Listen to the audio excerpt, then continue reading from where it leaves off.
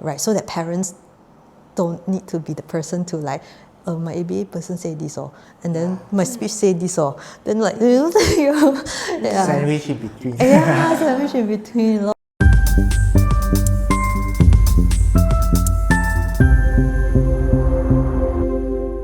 This podcast shares personal stories and professional insights, but it's not a substitute for medical advice or therapy. If you're looking for support, do speak to someone qualified and trained in child development or special needs care. You'll find the full disclaimer on the screen and in the show note. Welcome to a new episode of Adapting Together, which is a podcast created to empower, inspire, and support parents and caregivers who have children on the autism spectrum. And this episode, we are going to talk about something very important to a journey of any family who is venturing or exploring the autism journey. And we are going to talk about Applied Behavioral Analysis, ABA. So, Xin Yi, ABA is very important. In fact, it's also been said as a gold standard of intervention, right? So, so that's why we want to talk about this. So, what can we expect from this episode? Yes, okay, so ABA is a scientific-based approach that is mostly known and used, especially in early intervention. Sometimes it can also be one that carries a lot of questions and maybe sometimes some hesitations for parents, but that's exactly why we want to do this episode. Because we want to unpack like what ABA really is. We want to also educate our parents when and how it can fit in the journey, and also how it differs from different therapy, and also how we can make sure that we practice it more ethically and meaningfully in Malaysia. Okay, now as a parent myself, when I heard about my son confirming on the autism spectrum, I was told about ABA, and that's when I started to learn more about ABA. So today's episode, we are not going to share just from our own experience. We invited a guest who is Alexa, sitting next to me. Alexa profile is very experienced. She has a lot of exposure. Maybe Xin Yi, can you share with us a little bit more about Alexa? Yeah, so Alexa has served the neurodivergent community and families in the past 10 years. She started from behavior therapist until the management role in SEED Autism. She is also the founding committee of Malaysia Association of Behavior Analysts, and now she's the current president of the association. Yeah, so who's better candidate than Alexa to talk about this, right?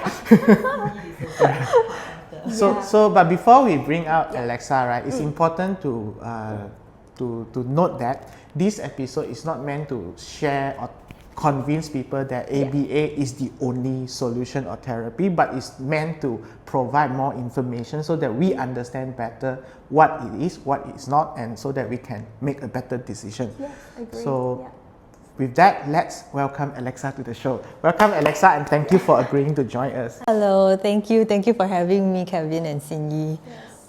Nice to meet you both.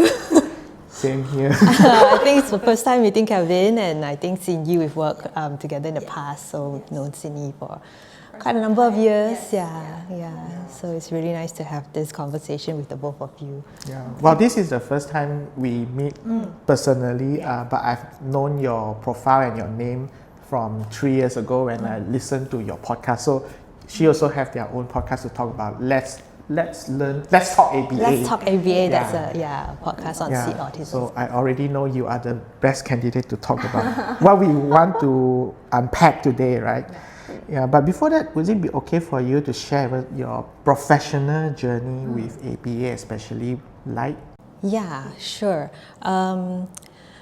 And that's it's a very hard question also, but I think I can just summarize it as it's been 10 years now in this field. I think I've experienced a full spectrum from I started off as a behavior therapist and also a shadow aide. I still remember the first 2 clients that I have, and followed a little girl to her preschool. That's when I have some shadow aid in training, and then it was a one-to-one early intervention ABA behavior therapist, and then a couple of years then I became the lead behavior therapist, where I've got some opportunities to train the younger therapist and assisting in some assessment with program supervisor. And at that point, and then a couple of years later, I embarked on the journey on becoming a board certified behavior analyst. As you also know, it's quite a long journey where we had to complete. That's when I completed a master's degree, and then collected supervision hours under the mentorship of Gan Hui Xian. She's the founder of SEED Autism Services. And then I got board certified in year 2019, and I, perform assessment, but also still keeping some hours to do direct work with the children, because that's where you maintain your skills, right? If you want to train other people, you also need to maintain your skills. And then in the past 3 years, I moved on to a more management role.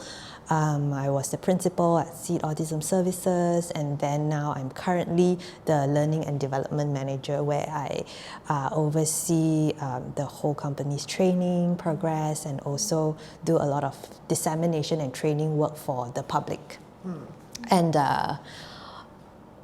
And also, I would like to also just share that this whole 10 years of journey, I've only been in one service provider, which is with SEED. So I grew with SEED Autism Services, yeah. So from a seed now grow into a tree? A tree.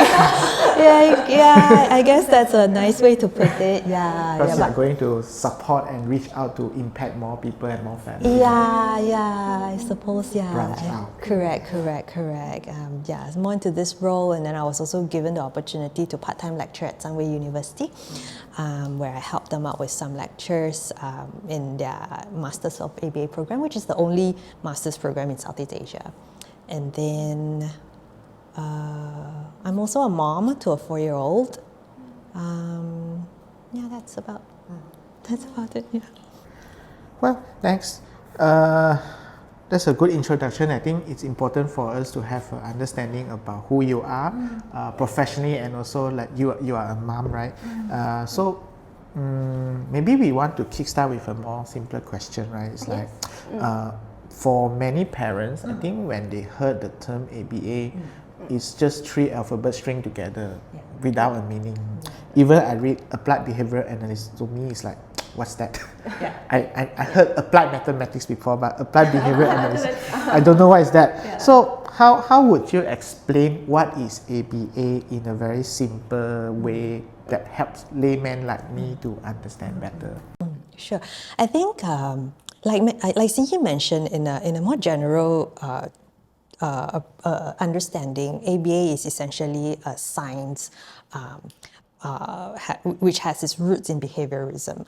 But I think I want to try to explain it to parents in an applied manner, right? So ABA in an applied sense, it is looking at skills that we usually take for granted of, right? Like big skills, and break it down into really small learnable steps, individualizing these steps for each learner.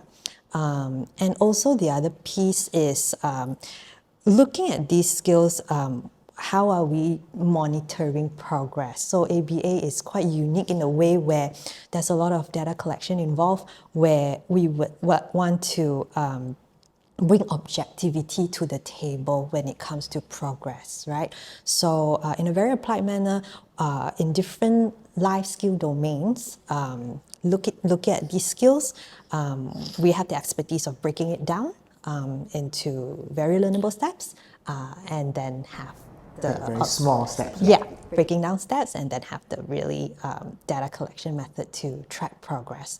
So that's the learning piece. And then the other piece is also helping with what we call behavioral concerns. So if a parent is struggling with getting their child to cooperate, or some individuals might struggle with a lot of what we usually call challenging behavior, but we're trying to shift our language to, calling it behavioral concerns. So we want to try to have a more analysis. That's why it's called behavior analysis. So analyze, what's bringing the struggle to the individual in the environment, right? There must be some triggers in the environment that maybe the learner is not so good at expressing. So we want to help these individuals that way. So in a very applied sense, like Xin Yi mentioned, ABA in Malaysia especially is very hyper-focused on early intervention for autism. But generally speaking, ABA is, if you go by what I just shared earlier, it's actually quite applicable to a lot of learners, but really looking at and assessing their individual needs, be it trying to support them through behavioral concerns or growing their skill sets in a very meaningful way.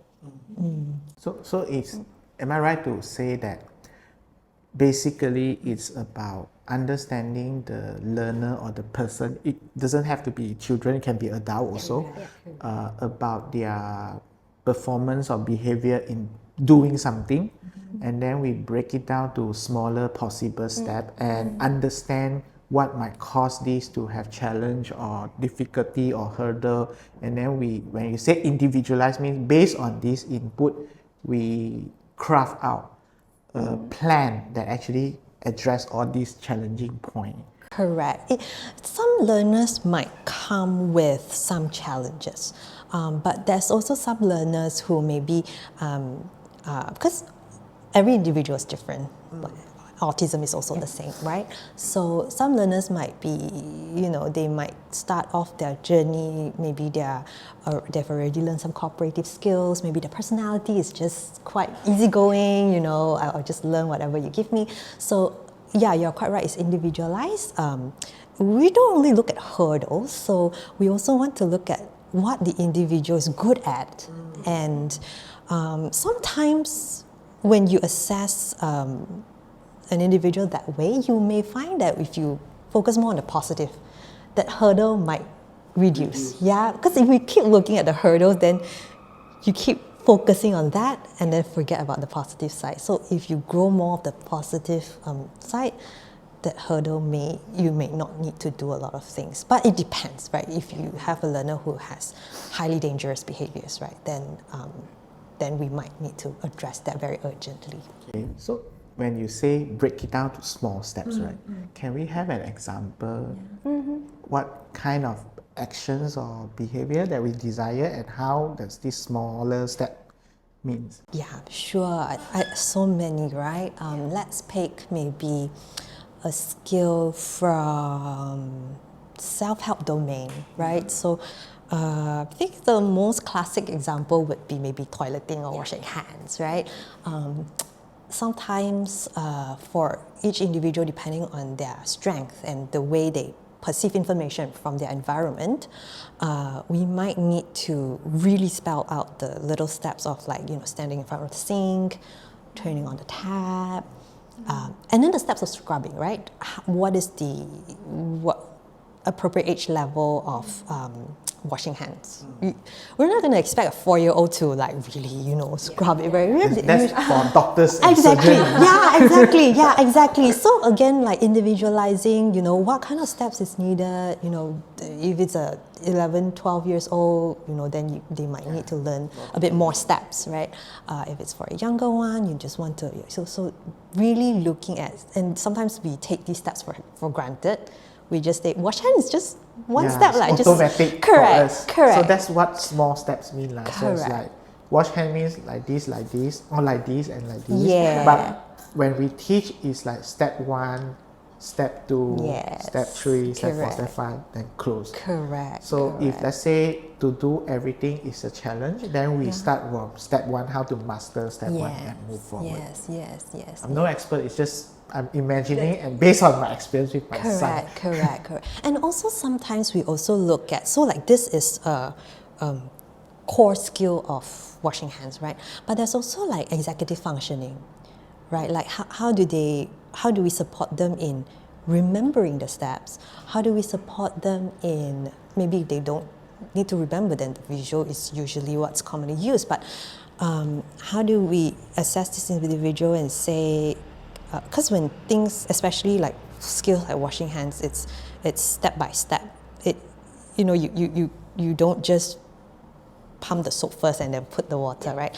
So it's executive functioning on planning out, all these steps together. So we also want to look at how this individual usually self-manage, right? Have some executive functioning to self-manage some of these. So washing hands is an example.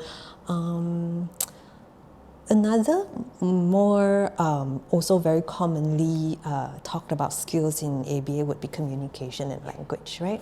So how do we break down that? Is really looking at, let's just look at requesting, like skill of requesting. These are favorite. Very commonly programmed to target him whenever a kid comes in. Then the first question we might ask, what's his mode of communication?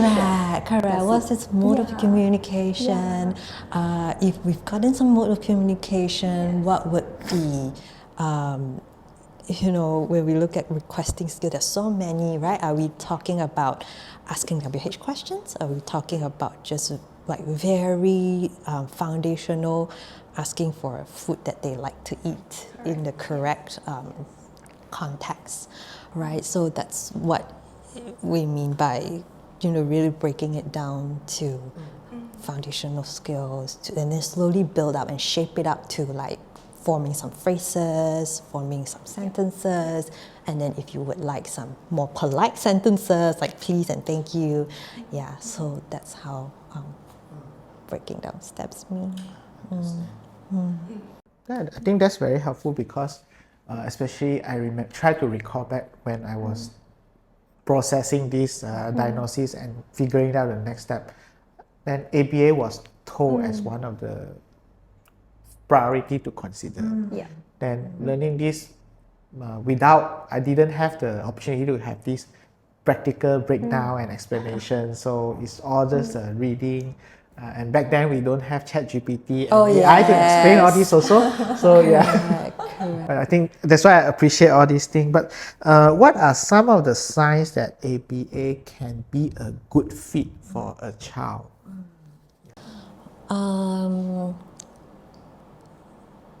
What are the signs? Yeah, because we said there are many different therapy, right? You have speech therapy, occupational therapy, so many things to consider. So how do we know that ABA is like the most suitable or what is really needed at that juncture?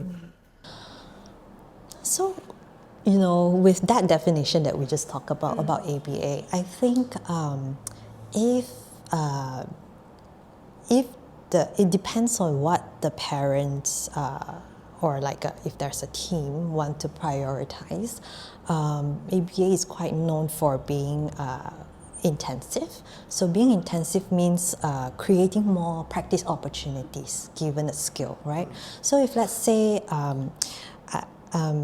a parent would like to prioritize that, like I would like in this period of time fasten the process of learning some of the skills that maybe the PED say, okay, he needs to learn more, within these 2 years, get a lot of opportunities to learn communication and language, for example, then ABA might be a good fit, right? But I wouldn't say that you need ABA or you don't need ABA, because going by that definition that we just spoke about, it can help support, especially in a multidisciplinary sense, right?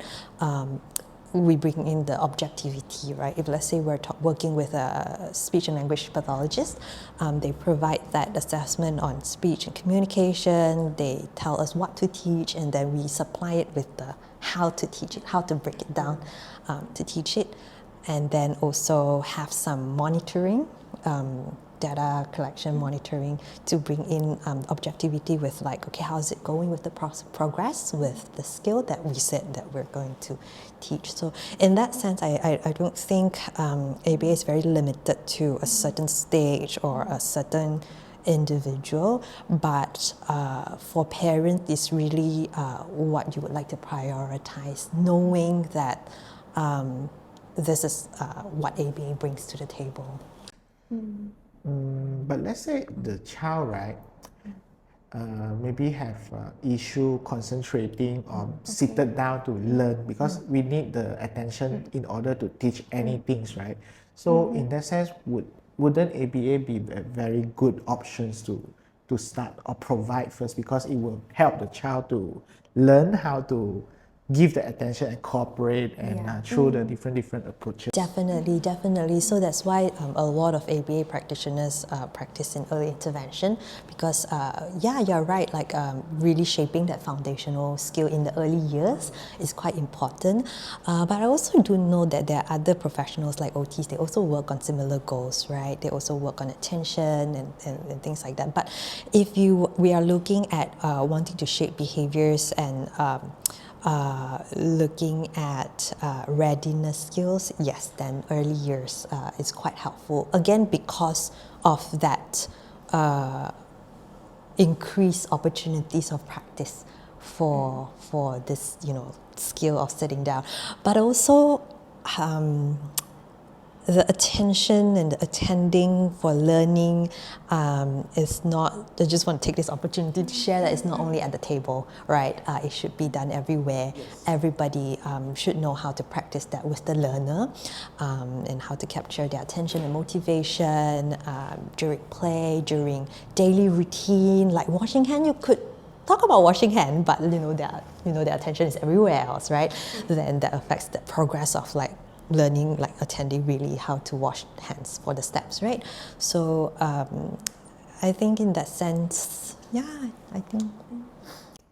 Actually, before my son started his ABA, right, when we bring him outside, if he see anywhere that's have fountain or water, it will be a nightmare for us, because he had the ability to insist he want to go down. He like water. So really after that, after I think a couple of months, right, very calm. He can walk past all the fountain. Then to us parents, is very happy. This is really what we mean by progress. Correct. So I think like the whole journey with, how did that behavior change is perhaps, maybe during therapy. I'm not sure what intervention went behind, to change this behavior, but I suppose going back to the science of behavior is perhaps because he's got some understanding and he's maybe got some other ways of contacting water. All right, that he now understand, this fountain I just go through, I don't have to. He can also listen more and delay his impulsive behavior a lot more. Yes. So that actually also help improve the quality of life, not just for the child, but for the parents for the as family. well. Yes. I think it's the impact is not only for the learner but for the families as well. Yeah. But this one only possible because we decided to embark on this journey. But for parents who are sitting on the fence or trying to understand what's ABA or working out whether it's appropriate or not, right? Can you share with us what is the typical journey or process, like from the initial point of contact? Is there any assessment to be done or whatnot?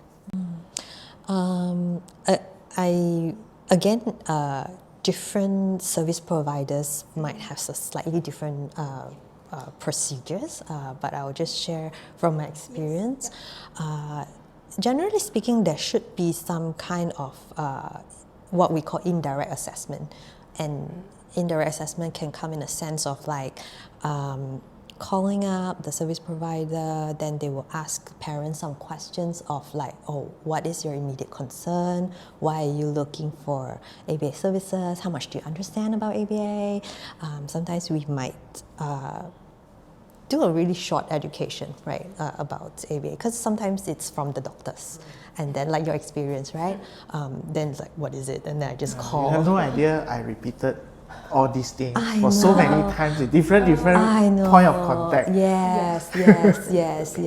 But in general sense, it's like that. It's called interact, and then you have to explain what's your concern, what's their strength of your learner. And then there would be what we call direct assessment, and that's very important. So that's when you bring your learner, you bring your child to the ABA practitioner, and then they will have to directly observe how your child interact with the environment, and they might try to do some assessment. And at that point, that assessment would be identifying, for example, mode of communication. At that point, we're trying to find out where the strengths and weaknesses are, what could be, when you talk about attention, can we push a little bit further and see what's the baseline of attention they can do, what are some motivation, like during play, what is this child more inclined to, and then also looking at essential skills, like how do they respond to people rejecting their requests, like accepting no skills. So during that direct, not all of them. For my son. Not all of them are like that, but also like, accepting rejection, like what kind of rejection can they accept? So and then the tantrum, how long is the tantrum? Of course we are not going to be unethical and purposely trigger a tantrum, but if it got triggered, we also want to see, how long does it last? How can we, how does he calm down? What are some of the support needed to calm down? So during direct assessment, usually, so that's why I say it's very important to have that. Sometimes I know. Because I also have a son, and I totally understand that whole process, right? You're like, I've already seen a doctor, there's one assessment. And then I go to this, and then they want another assessment again. And then I go to another professional, another Every person has their own assessment, Yes, even speech therapy. I know, I agree. That's so important to do, because at a different environment and the type of assessment we use could be different also. So what are we measuring, what we're looking at for different types of therapy? So I think those are important first step. Like that's good. Sometimes some places we call screening process to see what, like Alexa said, what is your child good at, what is the needs that he needs to work on. Then we would present a plan. A preliminary one. Correct, yes. I think this is where the importance of assessment comes in, because in order to work on something, we have to understand what is the current situation. I can definitely appreciate and understand all this, because in my own work, I do assessment for every new client and client, because we need to know the baseline. Even we send car to mechanic, they have to do their own diagnosis check to tell us what's wrong, right? So while it can be disheartening to go through so many different assessments, but once we understand why it is needed, I think we can see it in a different way and appreciate that. I think maybe parents can, I've thought about this before also, but I think maybe empowering parents to, before the assessment, ask the practitioner, what would be the outcome of this assessment? Is it the same as something that I've done before? And if the similar assessment has been done before, bring the reports to another assessment that you're going to, and really see that, so that the other practitioner can look through the report and have that background, and maybe they might still do some similar assessment just to have that direct assessment, but they can provide other feedback in other areas. Like, I know he's like that already, I'm going to formulate the assessment a little bit differently. So I think maybe parents can, just a little tip to do that. But yeah, assessment is very important. So that, and then there's also some another longer form of assessment that may take some time. So this is for, especially for some learners who may have a very long history or a very high rate or high frequency of behavior of concerns, especially if they're very dangerous and they're very really impeding the family life or the school life, right? At a very high rate, right? Then we might need to do a very thorough functional behavior assessment where a lot of time needs to be spent with the behavior analyst to really go into each context that the learner is in to observe and to find out, you know, if it's a home and it's highly disruptive to like properties at home, right? Really look at the environment, look at how like other people interact with this learner and find out what's the trigger and produce a very comprehensive behavior intervention plan. So that is also very important to address these behaviors, and that assessment might take a few more hours than what we call the screening assessment. Screening assessment, generally for very young learners, don't have a lot of behavioral concerns. There might be some like tantrum, whining, you know, there might be some, but if it's a very dangerous behavior, a very high rate, then we might need to do a more comprehensive one. Yep. So that answers your question. That's yeah. So that's the initial process, and then with that, then there could be a meeting to look at some preliminary plan, and if parents are okay, then a team can be put together, and parents can ask, right, at this juncture, you know, why do I need 2 therapists? Why do I need only 1 therapist? Why do I need a supervisor in? What is the frequency of monitoring progress? How frequent do we collaborate? So these questions can be asked at this juncture, and then there should be answers by this point in time, and then service can start. But these are the questions that, well, it's good to ask. There's no standard or right or wrong answers, right? So for example, how frequent should we meet to discuss or monitor? Is there a reference or something that indicates that, okay, this is a good service or quality because the monitoring interval is not too long or won't be too soon, right? Because if you monitor something too soon and there's no progress, can be disappointing and disheartening as well. That's true. That's true. I think it's more important to you were talking. Maybe I can give a few pointers, right? Pointers to quality service, which is the openness to share. Like parents should have. I want to know, even though there's no progress, what are we working on? Where are we going towards? There should be an open communication, not just say that, oh, we're working on it, we'll report back in 2 months' time, right? There should be a frequent interval, yes, but even I just want to spontaneously, you know, have a conversation. There should be willing there should be willing updates on this. But then, of course, parent collaboration is very important. So it can definitely help with progress, right? So if we're talking about why is it taking 1 month, 2 months to master skill, why in between there's a lack of progress, it can be disappointing, right? Well, we want to know what's happening in there. Is there any other ideas, brainstorming ideas that can fasten the progress, right? Can we change some strategies? Maybe because the teaching process is not playing towards the learner's strength, that's why it's taking quite long, right?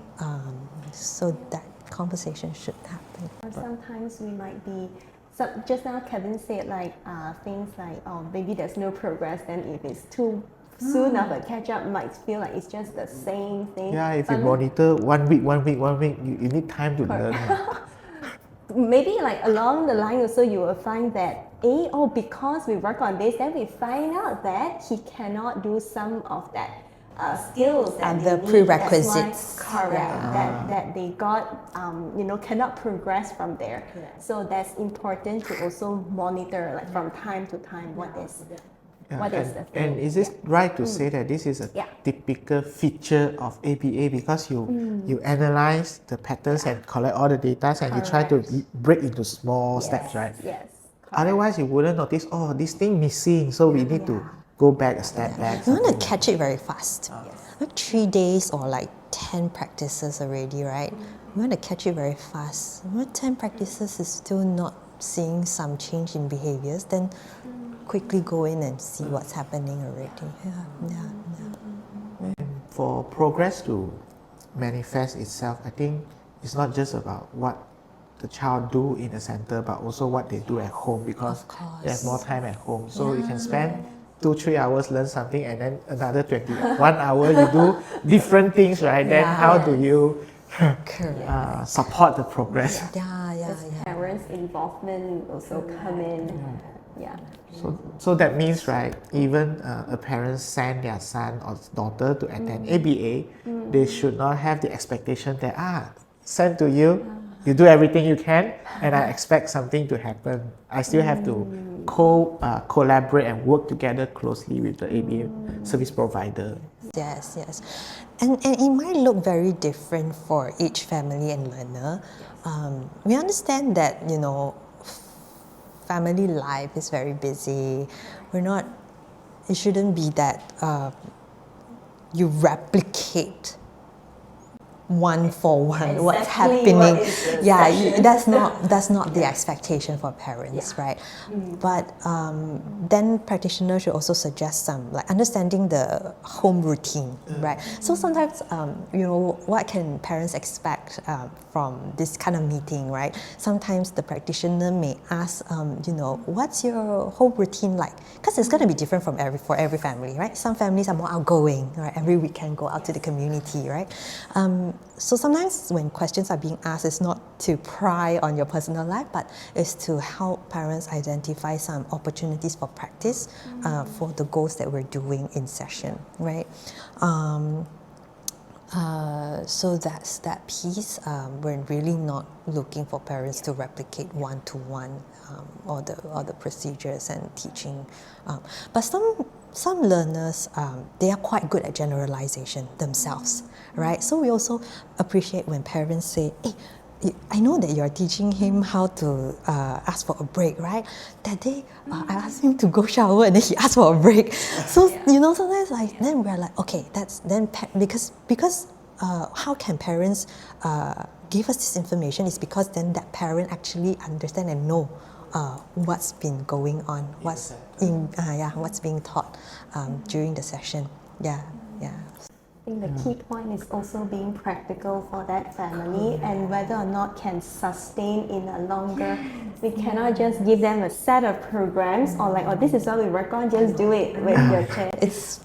Parents don't carry flashcards everywhere. Yes, correct. Definitely we cannot do everything definitely. that's done in the center because we don't have all the equipment and whatnot, and then it also takes a lot of time to think, this token board, how do I do exactly one set for my child at home?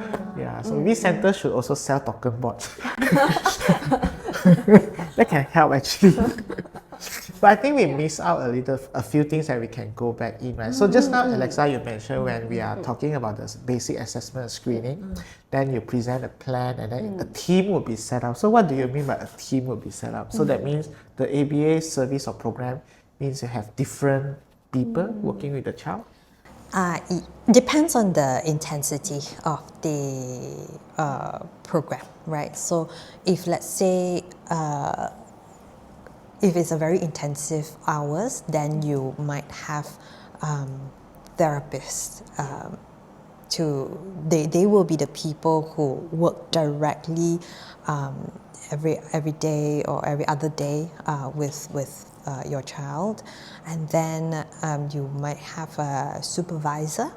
The supervisor will be doing the assessment. designing the individualized education plan, designing the behavior intervention plan. They are also the people who would be following up with progress, having meetings with parents, doing some parent coaching session. So that's generally a team. And you also shared about, I think we talk about meetings. So actually, it's a typical feature also that you have a regular meeting between the supervisor or therapist with the parents to discuss about what's been going on, let's say in the last month or so, and what's the plan for the next 1 month. That's very important because of the amount of people on the team, right? If there's no meeting, then everybody's just doing their own thing, right? So that's why you can say that it's a typical feature.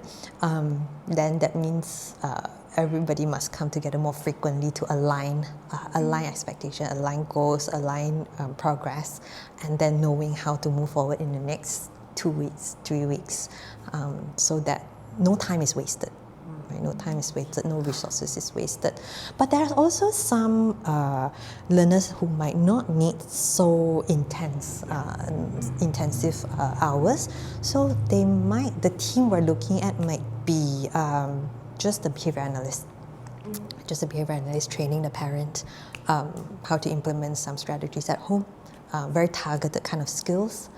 And then when I miss out something in a team, there could also be other professionals, right?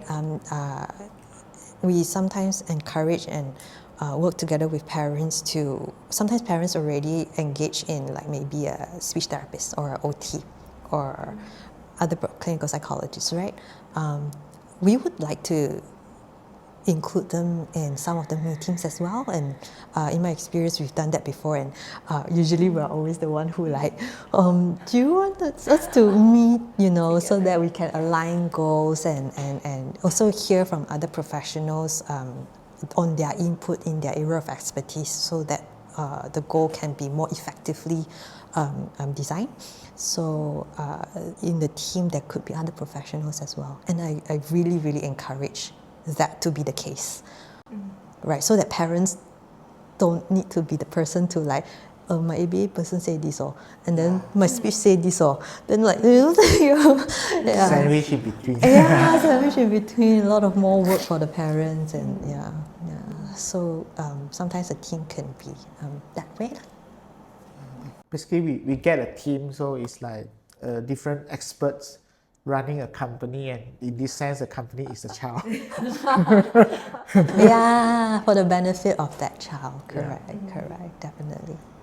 Okay. So since we've already in talking about just now, Alexa have been telling us about a team, how who should be in a team. So for new parents, how can the parents look for qualified professionals for who can deliver ABA services? The straightforward answer will be, if you are looking for certified ABA practitioners right now in Malaysia, there are three places to look for. Number one would be on a website called BACB.com. That would be the Behavior Analyst Certification Board from the US. So there is a directory. If you go to the directory, then you choose the profession, you choose Malaysia, and then the list of professionals will be there. Their contact details will be there as well. The other one would be the QABA. It's also another international board for certified ABA practitioner, and the QABA board focuses on applying ABA for autism, for individuals with autism. So they also have a directory where you can search up. The other one would be our own Malaysian board, the Malaysia Association of Behavior Analysts. We also have started a directory where all of our members, all of our Malaysia Certified Behavior Analysts and behavior therapists are also there. So you can also go to m-aba.com.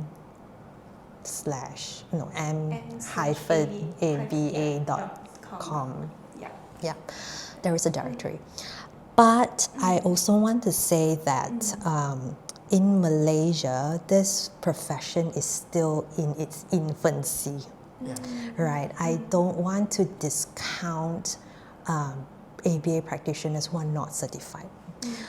Going through the certification process is really a privilege for people who have the resources, the time, the money to do so. Because as you can see, a lot of the certification comes from overseas, it's in USD, right? So I don't want to discount people who don't have the, not yet.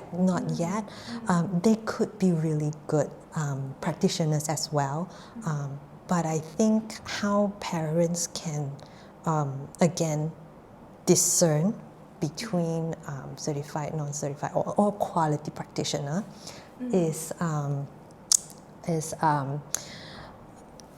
ask them questions, ask them for their qualification, right? If they say that I've gone through some trainings, are there certificates that they can show who the training is from, where was the training, how long was the training for?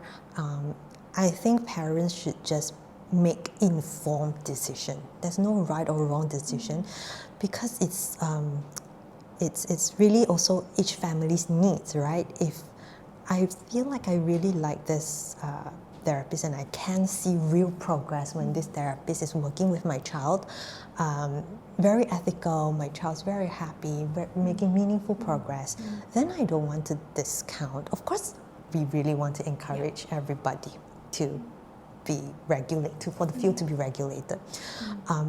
But this time point, we're still in the progress. A lot of infrastructure needs to be done. Accessibility for training needs to happen, right?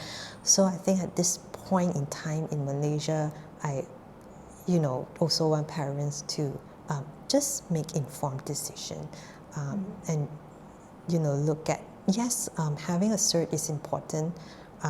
It just means that they are binded by an ethical code. It's easy for you to, there's a lot more consequence, right? If Xin Yi find that I'm not practicing ethically, she can report me to a board. That's it. And then my certification may be in jeopardy. Yeah. But all your sacrifice in the past become correct. But we really hope that maybe in the future with government support, with more resources, this field is more accessible for everybody to be certified. Then it's easier for parents to look for really ethical practices for the benefit of their child, for their children. But right now, what I can say is really interview. There shouldn't be any wishy-washy. I told you I got training, but I cannot produce any evidence. And also, if you come in contact with any practitioners, you're okay with do it, and don't be afraid to pull it out. If something's not right, right? Yes. Pull it out, right? Just stop the relationship. It's a lot of work, yes, but what's important for the child? Well, in my journey of looking for the next step, right, I also come across the options of home-based and center-based. Can you briefly share with us what is the difference, if there's any, and which one, how do we decide actually which one is more for me and which one is not for me?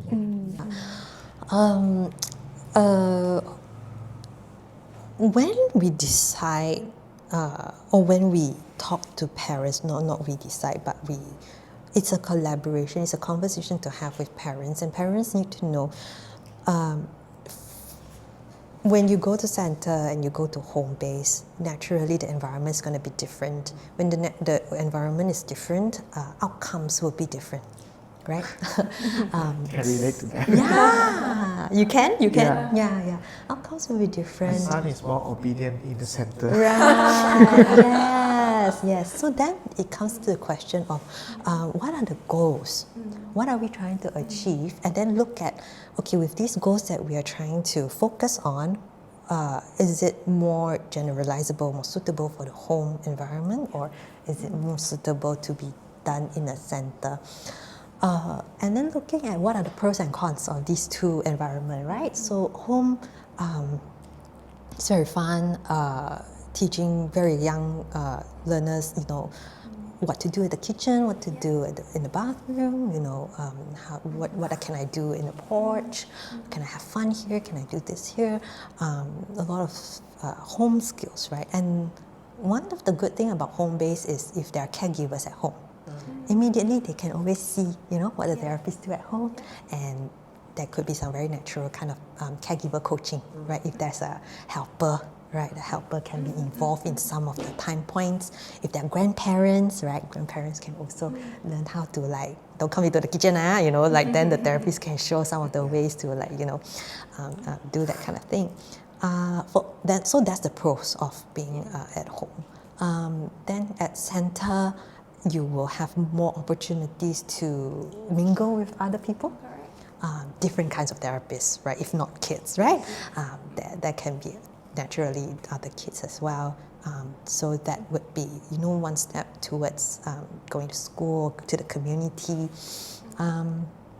So that's the pros and cons of each environment. But I think at the end of the day, it has to come to 2 points. What are the goals? What's important at this time point for this learner? And the other thing is, what is feasible for the parents, for the family. Yep. And also time management will have an impact on time management, home or center based. Yeah, because if we recommend a center base, but it's not doable for the parents because you have to shuffle, right? Both parents work, right? If it's not feasible, then we want to look at sustainability of support as well, right? If parents say, okay, can I try, but really they tried 2 months and it's really, really hard to them, it's not sustainable, then we also need to take that into account. I think that's a very good point of looking at what the child needs also. Then the pros and cons, we will see which setting would be more beneficial to meet the parents' expectation as well as what the child's need. Okay, so now that I think we have a better sense like what ABA really is, how it looks like, let's just zoom into something more important, like how is it ABA like in Malaysia? How is it like? So in your experience, what are the few main barriers like for parents out there to get ABA service? Is it about awareness, or is it about the cost, or what do you think the barriers? I think like Kevin mentioned earlier, the first thing would be understanding what ABA is, and understanding thoroughly what it entails, right? Because it's usually a recommendation and then it's just that 3 letters, I don't know what to expect. So I think first thing would be the understanding, and then the second would be definitely we cannot run away from talking about this, would be the cost, right? And understanding why is it so expensive compared to other kinds of services. And then thirdly would be the logistics of it, right? I have to send I have to just send my child for a one-to-one therapy every day, 3 hours, and then lunchtime I have to rush and go through that. So I think understanding what it entails and the cost, and I think the logistics of it. And I think it's mainly due to the nature of how ABA is being practiced. Is very highly intense. The hours is very... does it have to be that way? That's a question for to be discussed. But generally in Malaysia, it's being practiced that way. So I think it's a few factors. So the center is not a daycare center, so definitely that's why the lunch hour we have to make sure we get the child out or take care of that part. And then because it's daily and 3 hours, or maybe full day will be 6 hours. But the cost, I think, is unavoidable. It's not because all the practitioner or center want to make good money. It's not because of that, because I think it's the nature, it is one-to-one. And therefore you cannot run away from the cost. That is at what we can find out. Yeah, I think anything that is personalized, right? Like if you go to the gym, then you have a personalized trainer, right? The cost is going to be inflated versus like a group program. So it's very similar, like you mentioned, it's individualized, it's one-to-one, and then it's intensive hours, right? 15 hours a week, 30 hours a week. And to top it off, if you have if a service provider is 100% certified, right, then the training cost is also there, right? Because, like I mentioned, supporting the practitioners through the whole certification process is a lot, and once they are certified, they also need ongoing supervision, right? So I think majority, that's where the cost is. That's affecting the accessibility to this kind of service in Malaysia right now. But I'm hopeful. I'm hopeful that with some work done in the future, 5 to 10 years, if the government can be on board, then it might be more accessible to many more parents. Yeah, you mentioned that because it's one-to-one, it's bound to be more expensive. I mean, the cost there's a limit how low it can go because it's one-to-one. Why does it mean that it's possible, or why is this not practiced in a group setting for ABA? Why must it be one-to-one? Yeah. Again, it's very similar to the home-based and center-based question, right? You can, and I've seen group services, right? ABA-based group services. Again, the outcome is going to be different, right? It's definitely group-based intervention. The cost is being shared, so it can be lowered a little bit. The cost can be lowered a little bit. But if you think about in a group setting, a learner is in a group, then they're going to learn a different set of skills, right? And I've seen really, really well-run programs. The learner, they are very aware of being in a group.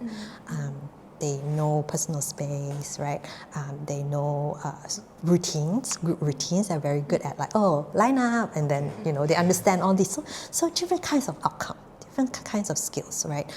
Whereas in a one-to-one, it's more individualized. And when you talk about skills like, say, communication and language. When you first start to teach communication, it's very individualized to the learner's motivation, right? So when you come to think about learner's motivation, every day the motivation is going to be different, the things that they ask for is going to be different, the opportunities to teach them how to communicate what they need is going to be different. So a one-to-one setting, you might see more of this opportunity to practice the skill. In a group, then you can see other kinds of skills, but they might not be or might not have a lot of opportunities to practice the very self-advocacy kind of skills to tell them what you need. So there are pros and cons, and I think there's no right or wrong. I think do what is comfortable for the family. Do what's comfortable for the family, and also knowing that I'm choosing, just for parents, right? I'm choosing a group, or I'm choosing this program. I can foresee what is the outcome. I can differentiate when I make this decision of, like, okay, I'm gonna put my child in a group program. I'm looking at this kind of outcome, not this other kind of outcome, right? So going in with informed decision, and these questions should be asked when you search for service providers, right? And this kind of explanation and differentiation should be explained, so that you don't make decisions just based on cost. Yeah. Realistically, it should be on cost, but this is what I can expect, and I agree with this. Maybe we can understand that the concern for cost is very important, and it's only normal it is considered a priority, but we should also ask more questions about what am I getting from investing into this therapy or program, and why do I have to consider this? I think that's how it can support people to continue going forward. You're right. It's not something that I just try first. Correct. So some parents they would have that privilege, to consider and choose, what type of therapy and that I want to enroll my child in, but it's not the same like for some families. So are there any alternative model, like you say, like cost, like just now we were talking about cost, are there any alternative model for those parents who could not like enroll in ABA services? Immediately, family training, caregiver training, parent coaching, and this can be done also lesser hours, so then lesser cost, lesser burden on the family, but it also can be done in a very individualized way for each family, right? Or parents can go for trainings, like parent coaching trainings, with a group of parents where you learn general skills, ABA techniques, and the general direction. So basically, the parent is learning how to be a behavior analyst, right, for their own child, right? So that's one way. The other way would be individualized parent consultation, where you have a consultant to teach you how to, I think I mentioned earlier, how to address a very specific behavior at home. So I think with these two options, it's more viable. But then the other thing would be parents' time and commitment. And I also encourage families to not only send one caregiver. So like daddy, mommy can be together, or mommy and papa, right? Mommy and another grandparent together. So you have another person in the family to bounce idea together, and it's not all responsibility on one person in the family, right? Yeah. So I think. Yeah, I think that is a very good information also to let the parents out there know that there are services like that, there are support like that. If you need help, don't be afraid to reach out to alternatives. Like just this. keep ourselves the mind open. Yes, correct. Yes. If there is a parent who is just starting this journey, what you wish them know about ABA? Yeah. Is that? I think everything that we just spoke about. I think. Okay, one thing is ABA practitioners will work very, very closely with your families to the T of, like I mentioned, understanding your family routine, your family dynamic. Who does your child interact mostly with? Who's the main caregiver for the child? So to that extent, and sometimes our services can be very especially for home base, right? You will see like traces of our play, and we will be in your kitchen, we will be in your porch, we will be in your daddy's office, So one thing that I would love parents to know, that it should be very, it is to help you and your family. So it is very,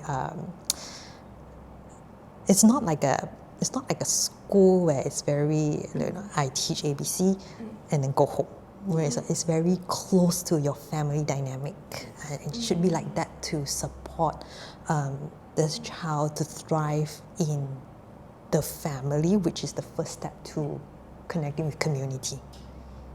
All right, so don't be afraid if the practitioners are asking, he speak to daddy more, speak to mommy more.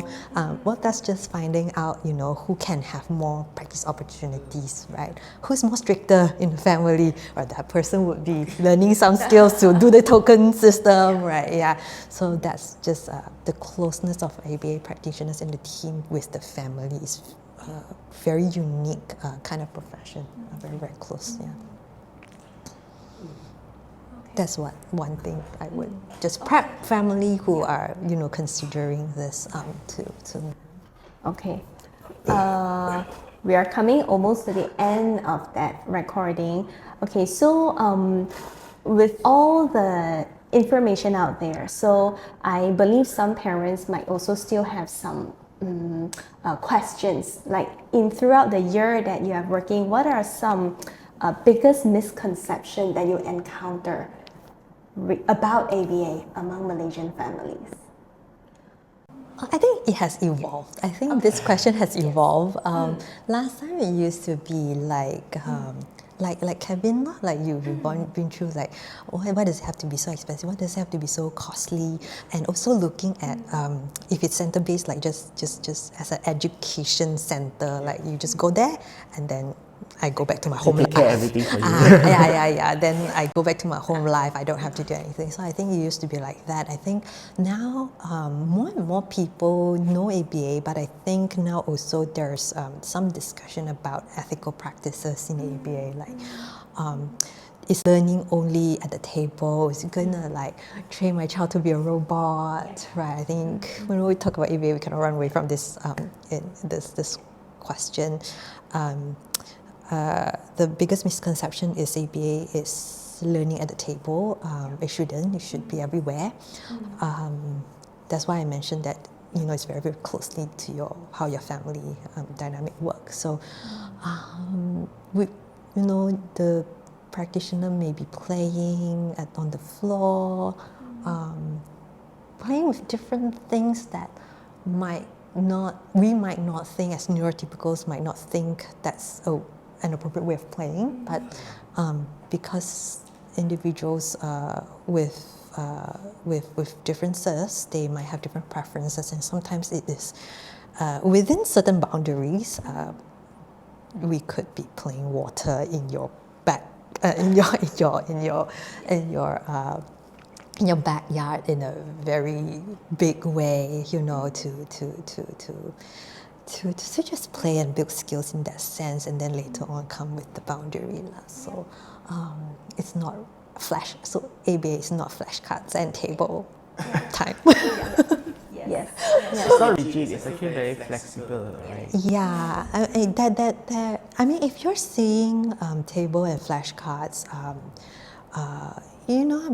be very comfortable to ask, and the practitioner should be also be able to justify, right? I'm not saying no, zero at all. That it is important, right, for school readiness, for learning some. When we break down some skills, right, it's important to sometimes attend to these what we call component skill first. But there should be a good justification on why this is needed. This way of teaching is needed for the school, right? Or is there other way to generalize quicker in another way of teaching? Yeah. Okay, so before we wrap up today's conversation, maybe we would like to also shift the conversation to a little bit to more personal about you. So, what's one of the most meaningful moments that a parent ever said to you that you can recall in your professional journey? Oh, there's so many. I mean, that's why I'm still here. I'm maybe not specifically what a parent personally say thank you. I mean, of course, a lot of them do, but I think hearing very naturally, parents just text like, "Oh, we just went to a restaurant to eat as a family," or like, "I think he's ready. We're going on a trip. Take an airplane to a trip." And we've always wanted to do that as a family, and then really went on the trip and come back and said everybody really did have that experience as a family. I think, or it could also be like walking past a fountain and not jump into it. There are many of that, and also these are the highlights. I'm always very happy to hear. I know it's very hard to have a child with learning differences in the family, and kind of like if you've got siblings and everything, the whole family dynamic has to kind of look just different. Yeah. But what brings me a lot of joy is when I hear that the whole family can do something out in the community together as a family unit. That really brings me a lot of joy and makes me feel like it's really worth it. We're doing good work. And very meaningful also. Yeah, and or it can be very simple. Like recently, a parent said, my child used to talk because of communication barrier. He's a very great kid, but he just tolerates things from environment until the point that he cannot tolerate and then meltdown, right?